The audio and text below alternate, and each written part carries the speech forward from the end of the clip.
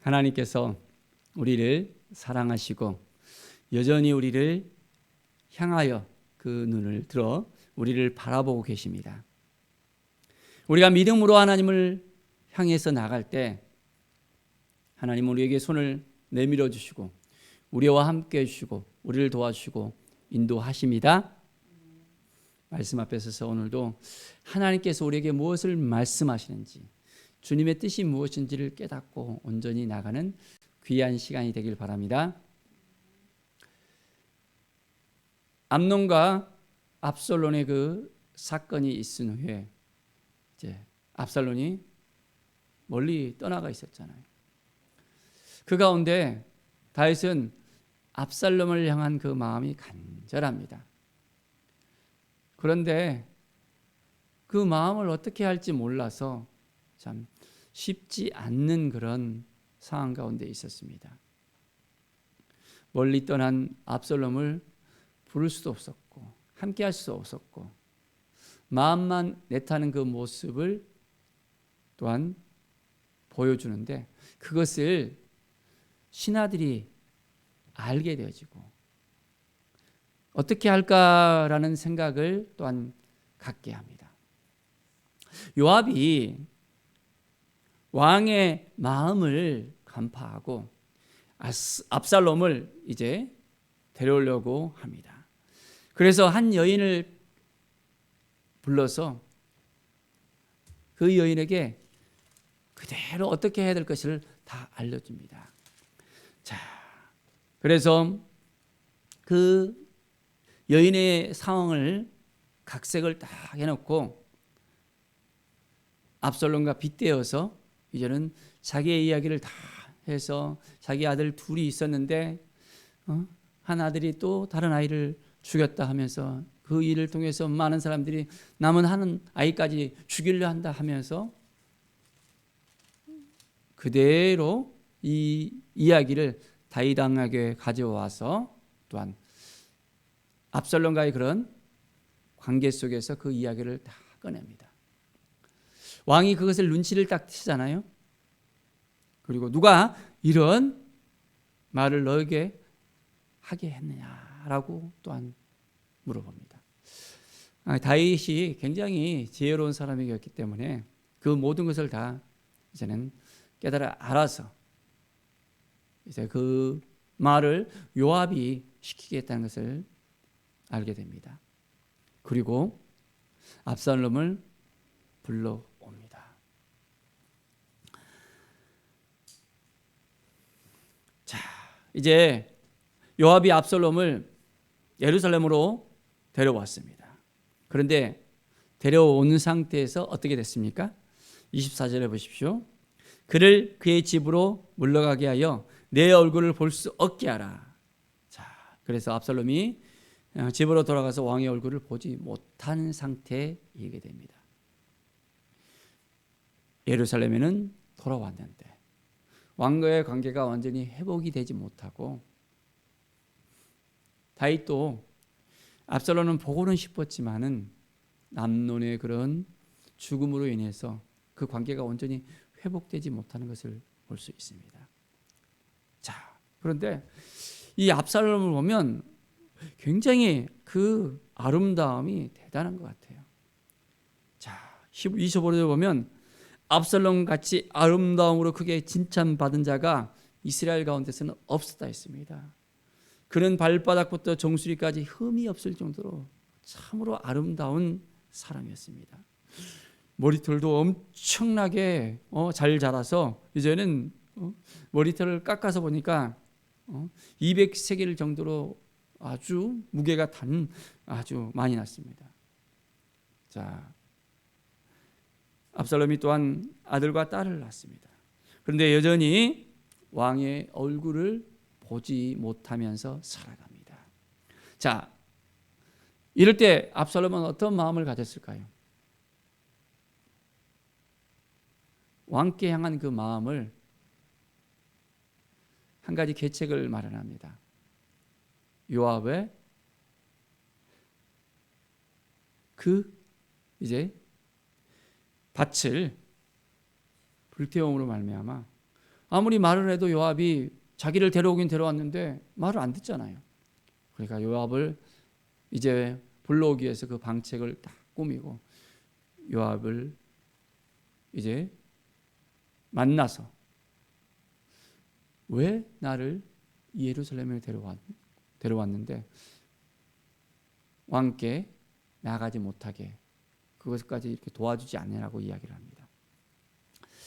사랑하는 여러분, 오늘 이 말씀을 우리가 보면서 무엇을 깨닫게 됩니까? 무엇을 알 수 있습니까? 이 관계라는 것이 참 쉽지 않은 것 같아요. 관계가 회복이 돼야 되는데 여전히 정말 한번 어그러진 이 관계는 회복이 되기가 쉽지가 않습니다. 자, 이제 요압이 왕께 나아가서 압살롬을 부르게 하고 그들이 이제 만날 수 있도록 했습니다. 다윗은 압살롬과 만나서 입을 맞추면서 함께하는 시간을 갖습니다. 자, 그런데 관계가 회복되어지는 것 같이 보여지고 화해하는 모습을 같이 보여주는데 여전히 문제는 남아있는 것을 볼 수 있습니다. 자, 그 다음은 어떻게 되었을까요? 이제 압살롬이 반역에 이르게 되는 것을 또한 우리가 목도할 수 있게 됩니다. 참으로 관계라는 것이 너무너무 어렵고 힘듭니다. 우리가 사람을 만나서 그 사람과 하나가 되어지고 마음을 함께 나누고 함께 일도 같이 하고 서로가 서로를 정말 인정해주고 좋아해주고 함께 나누면 참 좋은데 이 사람의 마음이라는 게 그렇지 못하는 것을 볼 수 있습니다. 어떻게 보면 가장 믿었던 사람에게 뒤통수를 당한다는 얘기가 있잖아요. 참 쉽지가 않습니다. 제가 20년 전에 또한 경기도에서 부목사 시절에 한 분이 함께 다 이제 사업을 같이 하는데 가장 믿었던 친구였는데 갑자기 그 사업을 동원받다가 배반을 해버리는 거예요. 뒤통수를 쳐버렸습니다. 그러니까 그분이 어찌할 바를 모르면서 감당할 수 없는 그런 상황 가운데 이르는 것을 봤습니다. 그래서 심지어는 그 믿음까지도 완전히 흔들려 버렸습니다. 함께 붙잡고 기도해 주면서 참 쉽지 않은 그런 상황들을 함께 지켜봤던 것을 기억이 나는데요. 우리는 이런 관계 속에서 어떻게 해야 될까? 다윗과 압살롬은 이제는 부자 관계잖아요. 그런데 다윗의 그 죄로 말미암아 그것을 그대로 자녀들이 답습을 하게 되어지고 그걸로 인해서 다윗은 또한 가슴 아파하고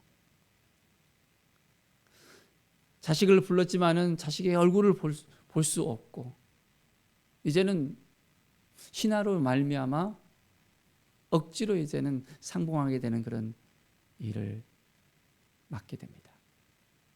사랑하는 여러분, 우리의 인생 가운데 온전히 하나님을 의지하고 하나님을 바라보고 하나님께 나아가야 됩니다. 잠깐의 실수로 인해서 이제는 관계가 깨어지게 되어지고 그 마음을 함께하지 못하고 힘들어하게 되고 계속해서 그 마음속에 눌림이 있게 되는 것을 볼 수 있습니다. 그렇기 때문에 우리는 날마다 깨어 있어야 됩니다. 하나님이 주신 그 마음을 붙잡고 나갈 수 있어야 됩니다. 하나님, 우리가 어떻게 살아가는 것이 하나님의 뜻입니까? 하나님의 마음을 우리가 품고 살아야 되는데 어떻게 하는 것이 온전한 마음입니까?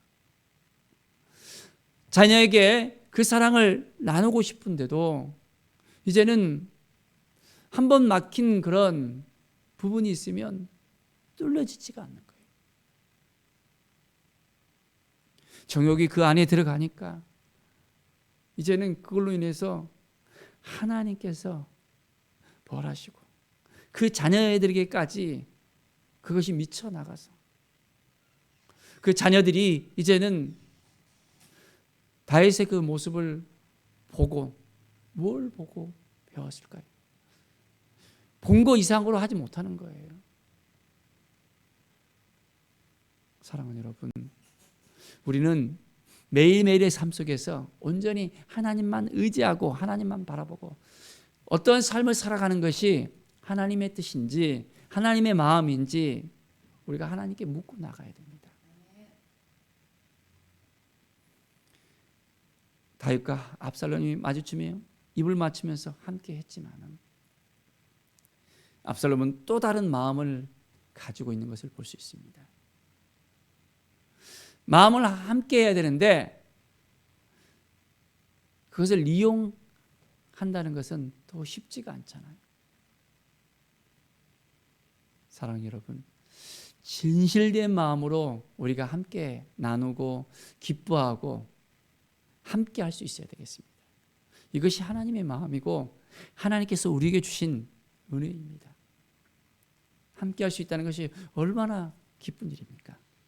이렇게 우리가 함께 예배하고 함께 찬양하고 함께 또한 친교하고 믿음 안에서 하나가 되어지고 말씀 앞에 함께 나아갈 때 우리가 한 마음이 될 수 있습니다.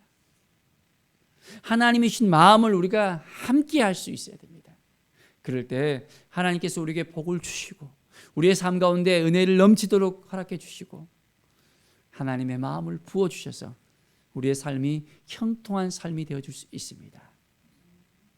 온전한 마음으로 하나가 되어지고 이제는 열린 마음으로 우리가 함께 돕고 함께 정말 기도해주고 믿음으로 함께 손을 붙잡고 나가는 우리 모든 성도들 되기를 간절히 축원드립니다.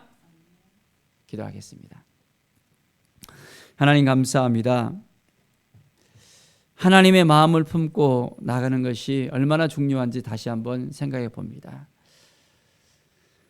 우리의 죄로 말미암아 관계가 깨어지고 힘들어지고 눌리게 되어지고 회복되지 못한 상태가 이룰 수 있다는 것을 생각해 봅니다.